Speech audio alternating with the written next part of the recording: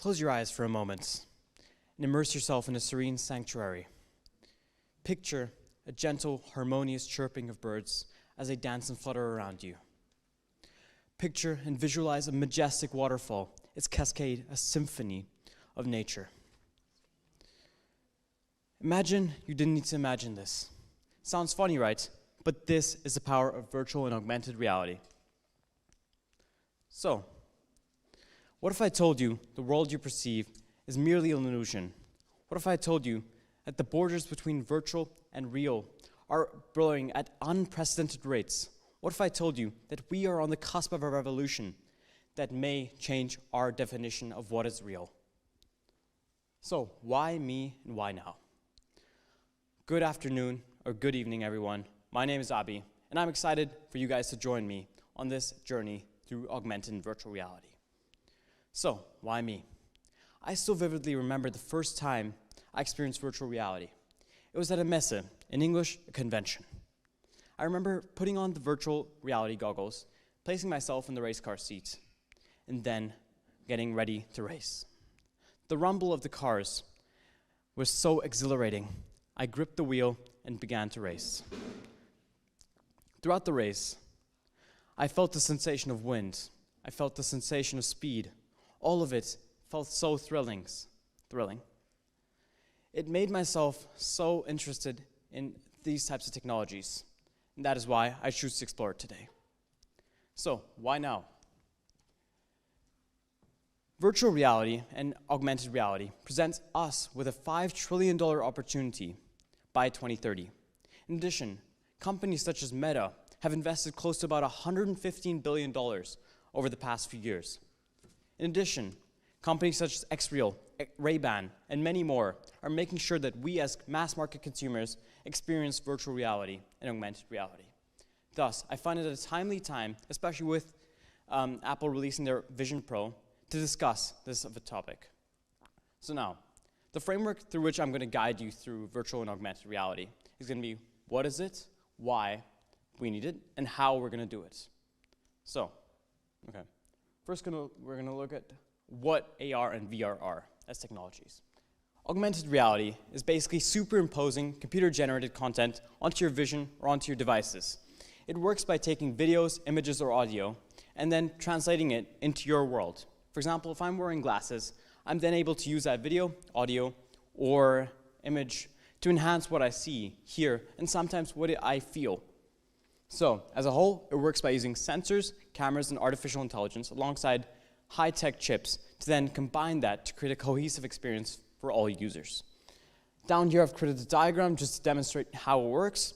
So basically what it does is it takes a picture of what you're doing, where you are, and from there, it pinpoints markers so that objects can be placed into your vision. Now moving on to virtual reality. Virtual reality is a completely digital environment. It works by looking at communications. It works by using software and hardware together and physics engines to then be able to combine that to create a completely digital environment.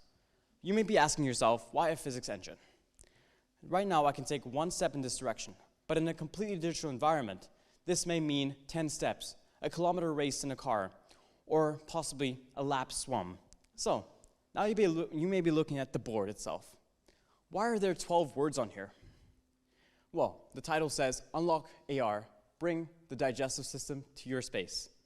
Basically what you can do is go on Google or Safari and search any of these 12 words up, and you'll get a 3D model to then be able to place in your space. This means that you'll be able to explore AR from the comfort of your home or wherever you want to. Thus, if I want to explore the Brandenburg Tor, but don't have time to, all I have to do is load up Google and then go there. I can interact with it, and I can see the different features that it possesses. And now, moving on to why we need it. So, now I'm going to give you 3 scenarios to be able to look at the impacts of AR and VR. The first being education, the second being healthcare, and the final one being retail. So in the education case, we can look at sitting in class and being misunderstood and not understanding the concepts. So the scenario goes as following. You're sitting in class and you don't understand anything. The teacher mentions a complex organic compound. You are completely lost. what do? AR is here to save you. All you have to do is place on AR goggles, then search up that organic compound, and from there on, you can interact with it. You can view it as if it were in your world. From there, your knowledge retention and your confidence with topics increases. Now, moving on to healthcare. You're sitting in the waiting room of a doctor's office, and you're about to undergo surgery. You're not particularly clear on what the doctor's going to do. You're a little worried, perhaps, and you don't understand how the doctor is going to do what they're going to do, and if it's going to be successful. Thus, AR can help surgeons and medical professionals train for meticulous and hard surgeries. This makes healthcare and medicine a much safer space for all, and ensures that we as humans can improve mortality rates when it comes to tougher surgeries. Finally, let's look at retail.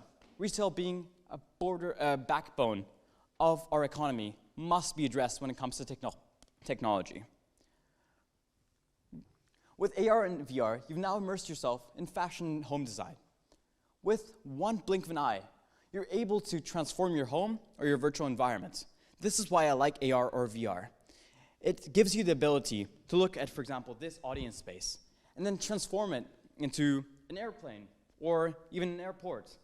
It gives you the opportunity to make change and make changes where it needs to be changed. So as a whole, these three scenarios should depict how AR and VR can be impactful in simple scenarios. So, you may be asking, what statistics lie behind this, and how AR is actually going to tangibly work? Firstly, AR and VR, when used, have been shown to improve knowledge retention and confidence by over 275%. Furthermore, AR and VR is being used by over 75% of top brands globally. And finally, this year, we've reached a landmark of 1 billion AR and VR users, whether it be mobile or a hardware-based AR and VR. These three statistics show that AR and VR are growing industries and that they are technologies that should not be neglected. So now, let's move on to how we can implement this responsibly, how we can implement this ethically and effectively. Okay, so first, we must look at the philosophical considerations. Let's revisit Plato's cave allegory. Within Plato's tale, prisoners are confined to a cave in which they only perceive reality as the shadows they see. When they're freed from the prison, or cave, as many say, they're able to enjoy and embrace the essence of nature. They're able to explore reality. AR and VR are a similar type of liberation. They allow us to explore new worlds and new realms throughout the world. They allow us to create experiences that have never been attainable previously. As a whole, when looking at it, AR and VR can change the way we interact with our communities and the way we interact with our world. Now, let's look at the ethical considerations. As you can see on the board, I've listed a few ethical considerations we must take into play. Firstly, we must look at the privacy and the rights that we as users receive. Secondly, we must look at how we use data and how we make it secure so that hacks cannot compromise what we see and how we hear and how we interact. Finally, we must look at how addiction and social isolation is combated and how we can mitigate those issues that stem from excessive usage. Finally, let's look at the psychological concerns and implications. Firstly, as I previously mentioned, excessive escapism is a major issue, as this may result in social isolation, and this may result in us not interacting human to human. Instead, we're confined to digital environments. Thus, we must strike a balance to be able to then work from it. Secondly, we must also look at motion sickness, eye strain, and disorientation. As humans, we have a brain, and we must be able to take care of it, take care of our body. AR and VR are technologies that possibly sometimes compromise the well-being of ourselves. Thus, technology enthusiasts, alongside companies and institutes, must work together to find solutions to be able to make AR a safer and more well-being-based product. So, as a whole, I would like to leave you with a message. I hope that this talk has inspired you to be more critical of AR and VR. I hope this inspires you to go home and read about it, to obviously experiment with the AR Google experiment. Then, I want to tell you to be pioneers, and the future is ours to define, and I encourage you to look at new technologies and find ways to implement them in your life. Thank you for watching. Change takes courage. Thank you.